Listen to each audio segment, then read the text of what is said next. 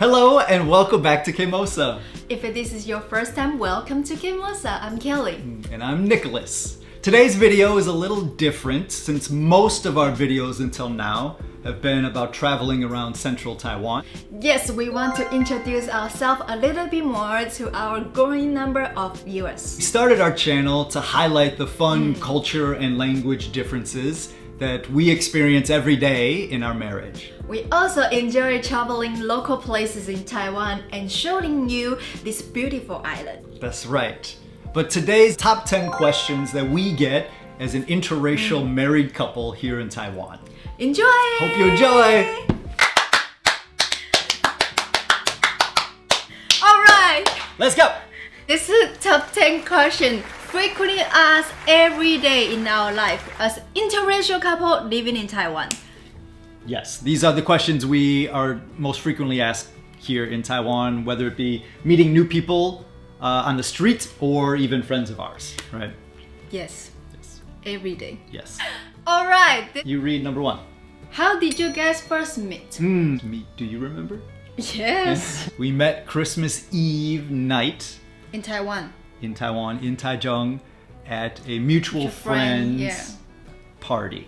And I knew everybody who was there, but then Kelly came with another friend of ours, and she was the person that I didn't know. I didn't know what the connection was there. And I always joke that I heard her in the next room before I actually saw her. I heard that laugh, and I just heard her talking to all of my good friends, but talking to them like she knew them forever, and like she was better friends with them than me. And I was jealous, right? And I was like, who's this girl thinking she's better friends with my friends than I am? What do you remember about me? Just like a normal talking. Nothing really special. Did I have hair then? I don't remember. Number 2, how long have you been married?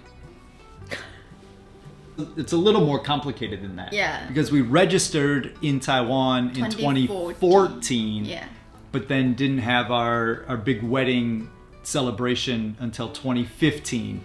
And that was back in America, where I'm from. In my head, 2015 is our wedding anniversary. Yeah. This summer it will be 8 years. Yeah. Wow. Wow. Why don't you have a kid? Yeah, your kids would be so cute. How kawaii. Oh, mixed babies. I think we're both of the same mindset that, I don't know, it just doesn't suit our lifestyle. Maybe it's not part of our lives. We never felt that calling to start a family. Yeah. And it would have complicated things a bit more, or it would have made things a bit more complicated, because if we had a child, I would want to move back to the US sooner to be around my family and raise the child there, because we don't have a lot of family support here in Taiwan, so it would be difficult. Your mom will text you, you can have a baby now. You can have, my mom wants me to come back, and have a baby, come on back. Who knows? Never say never. Never say. Number 4. Why do you live in Taiwan? You like Taiwan? I think on the flip side is, why don't you live in America? I'll answer for me. Yeah. I mean, why I came to Taiwan in the first place is because, I wanted to explore this culture and experience it, and it's grown on me so much. So I truly love living here for many, many reasons, and that could be a whole separate video. But, yeah. If you want to know part 2, write a comment. We give you part 2. Yeah. I love living here. Like, day-to-day life is very comfortable and very safe, and I feel like we've built a really nice life here. We grow old together. We've grown old together, and we've lived in this same house for a long time. Yeah, we've lived here like 6 or 7 years, so it's like it's really become home, right? Next! Okay. And people hear us speaking English. This is usually what Kelly is asked. You study abroad. No.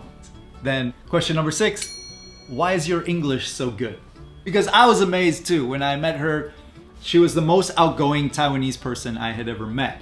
And her English wasn't perfect by any means, but she wasn't scared to make mistakes, and we could still interact right? Her English was good enough to interact, and you could just tell by her vibe and her energy that she was just this bright, energetic person.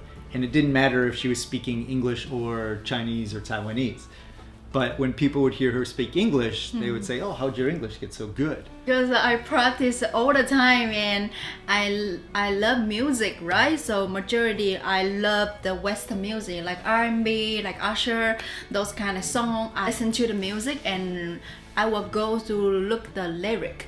So it's kind of like over and over. It just something what I like. So it's kind of like part of my personality. Something I like, I put the effort into it. So I just keep practice, and I create my own environment. I don't have a family can support me, let me go study abroad, right? But I can control myself. I can decide who I want to be. I can decide what kind of environment I can create by myself. So that is how I studied English and how can become who I am. So when I met him, I already can communicate. Like he said, you don't need perfect English to communicate with people. But as the time passes, you want to be better and better, so you can slowly correcting. I remember you singing all the time. I'm still singing all the time. But you would study, I would come home from work and she would be like watching the YouTube video on replay over and over and over again. Like to the point where, it's kind of driving me crazy. Can you give me an example? Last Christmas, you gave me my heart, and the very next day. Oh, okay, next question. Are you Taiwanese? 你是台湾人吗？100%在地台湾人。Yeah. With him or without him, I get this question too. Really? Chinese have an accent, or even I speak Taiwanese have an accent. Okay, next. Or what language do we speak at home or in our personal lives, in our daily life? Honestly, it's like 90% English.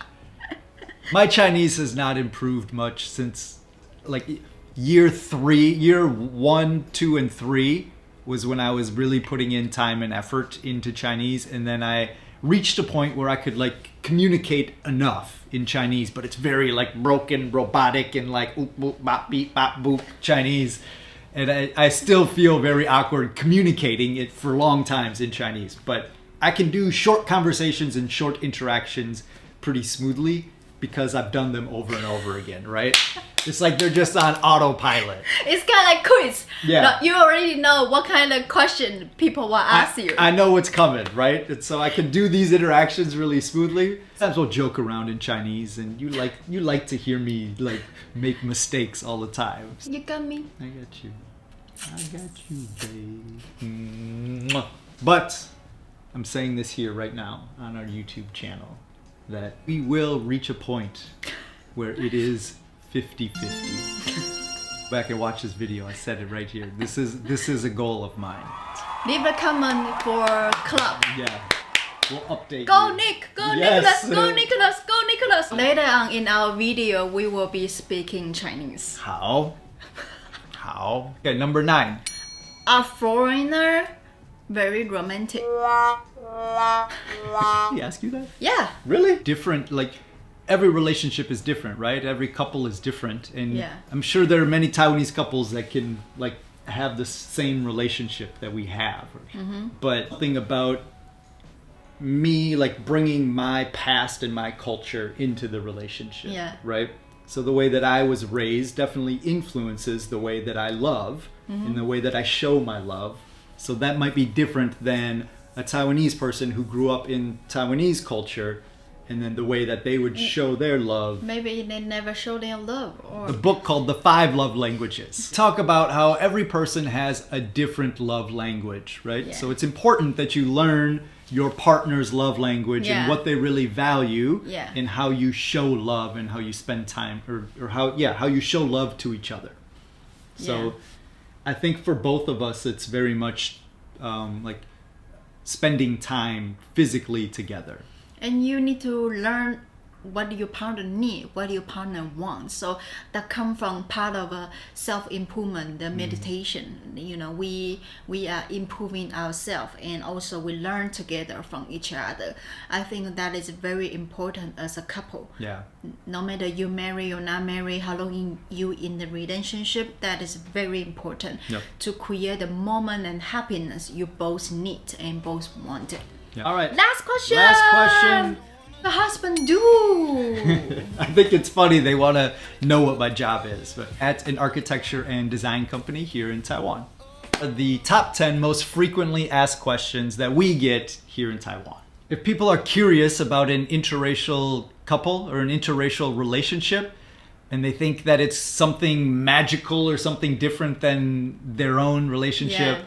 I guess we're here to say that it's nothing mysterious or not magical. Yeah. It's not, but it is, but it can be, right? It's I don't know. It's a relationship. It's love. Love is love, right? And you need to put an effort and manage your relationship. Yep.